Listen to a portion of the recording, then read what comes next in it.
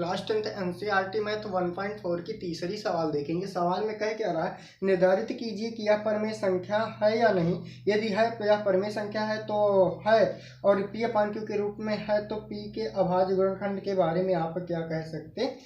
कहने का मतलब पहली सवाल दी गई है, सवाल आपकी स्क्रीन पर दिखाई देगी 43.1 2 3 4 5 6 7 8 9 3 4 5 6 7 8 9 और इसके ऊपर लगा हुआ है, सॉरी 12 नहीं लगा।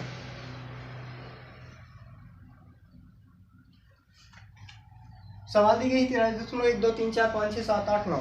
अब ध्यान से अगर देखें तो यहाँ पर दशमलव हटाएंगे और दशमलव के बाद कितने जीरो नीचे लगा सकते हैं, 2 2 4 2 6 2 8 1 9। और कह रहा है इसके हर के अभाज्य गुणनखंड के बारे में आप क्या कहेंगे, यानी क्योंकि अभाज्य गुणनखंड के बारे में क्या कहेंगे। तो जब कोई संख्या शांत दशमलव होती है तो उसका अभाज्य गुणनखंड 2 या फिर 5 होता है। तो इस संख्या के जो अभाज्य गुणनखंड होंगे, जो पी क्यू के अभाज्य गुणनखंड होंगे वो 2 और 5 होंगे। अगली संख्या अगर देखें दूसरी क्या दी हुई है, तो 0.10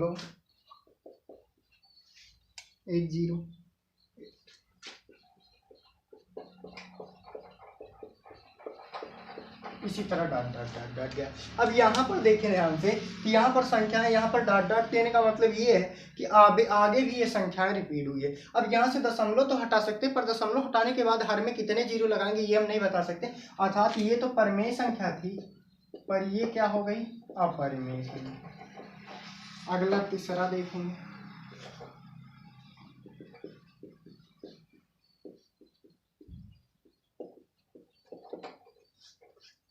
और ये है परिमेय संख्या। तीसरा दिया हुआ है 43।